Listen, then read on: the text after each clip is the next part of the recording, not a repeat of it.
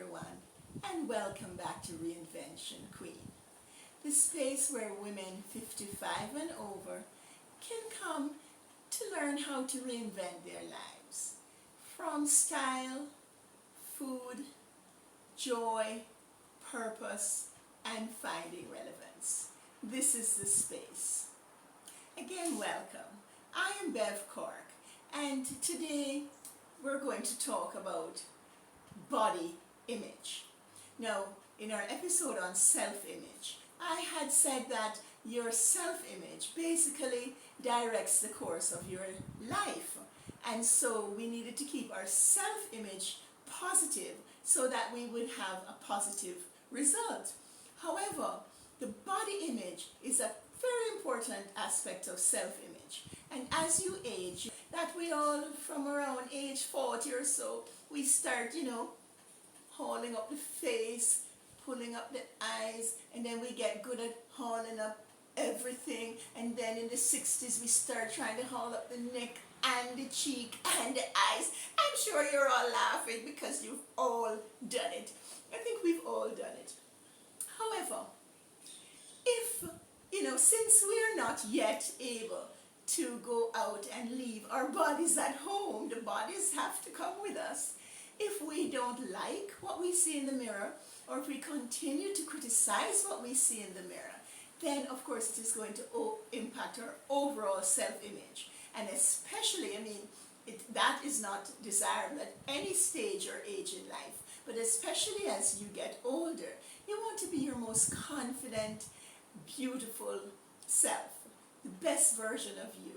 And so today we're going to look at the body image and the influences that we have to deal with that may help us to not be, may cause us to not be so comfortable with what we see, and also perhaps what we could do about it.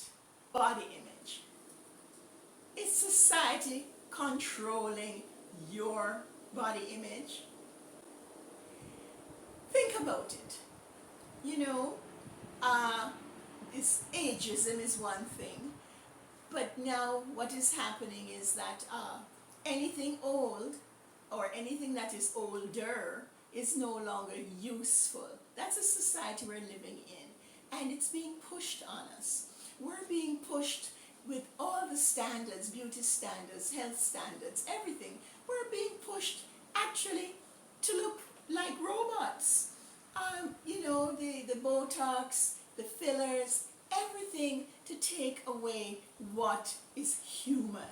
And so these days when you look at, in social media, you look at some of the people, the influencers they call them, you can't tell the difference between whether it's a real person or an AI generated person, because the faces don't move, there's no expression, and so this is the trend. Now, those of us who don't care to look like robots, we might still be pressured or feel, that it makes us look even older. The teeth have to be all even. Humans have never or rarely ever had all their teeth even.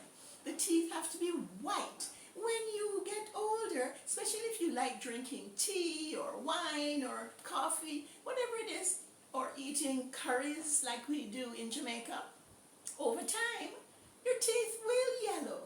And that comes with age. And so the pressures are great. And if you are not careful, you may slip into some kind of depression or not feel confident because of how you look in comparison to what is being sold. Sometimes for my episodes, I use AI to generate images. And I'm always, sending back messages to the AI, because when I ask for an image of an older woman, someone around 60, I get this woman dressed in something that looks like a nightgown with gray hair and crinkled face. However, the AI can only access what is out there. And what is out there is not a very positive image of older people, especially older women. And so we need to look at just exactly what we can do in order to counteract these negative influences that that impact our body image. As if we don't have enough to deal with, then we have now even AI. Now at the same time that we are being, we're being made to feel as if we're old and we're no longer relevant in so many areas of our lives, we have people like Kris Jenner, who is almost 70, and the amount of plastic surgery she's had, she looks perhaps like somebody who is in their 50s. And so, they're contradicting, they're telling us on one hand that we are no longer relevant, to age isn't good, and showing us these images of ourselves through AI generation of crinkled faces and dowdy clothes. And then on the other hand, we have the Kris Jenner being touted and flaunted as somebody to admire, that at her age she looks so fabulous. There is a war being waged on aging, natural aging. And as usual, they can't get robots to look like us, so they're gonna get us to look like robots. Put the Botox so we have no expression lines. Get rid of sense of humor, because robots can't laugh with a natural sound. So get rid of humor so we no longer laugh. Everything, the way we speak, everybody's getting more and more expressionless in how they speak. Sort of like that Kourtney Kardashian very flat way of speaking. Most of the young people have adopted it now. And why is that? To get rid of everything human. So it's not just aging that's under attack. It's humanity and humanness and humanism. So anyway, that's another story for another episode. Today we're looking at the body image.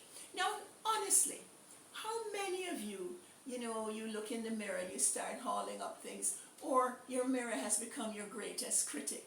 Every time you step in front of a mirror, you're no longer seeing the wonderful, vibrant, relevant you. You're now seeing this image that has been generated, perhaps externally, and we now judge ourselves based on these factors.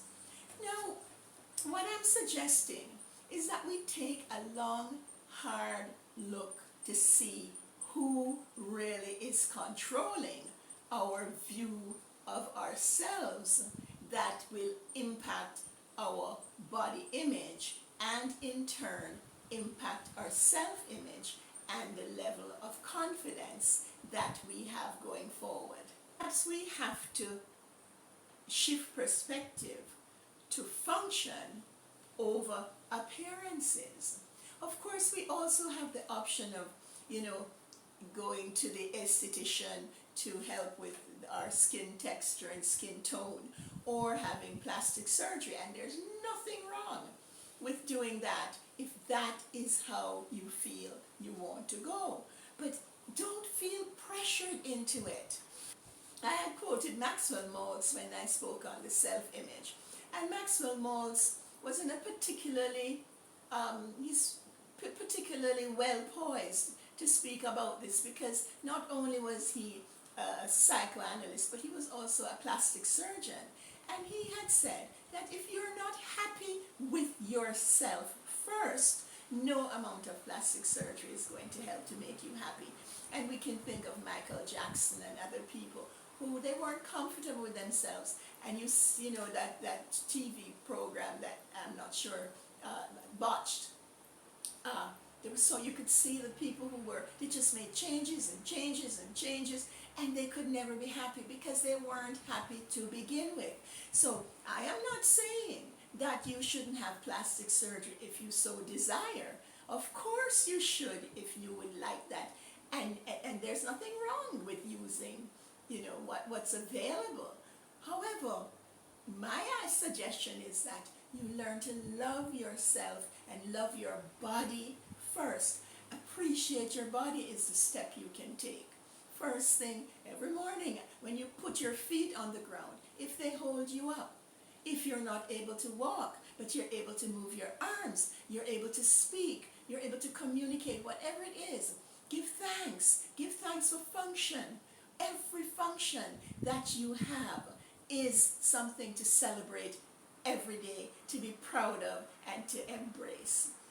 And so we need to stop, if you find that every time you go and look in the mirror, you start to criticize.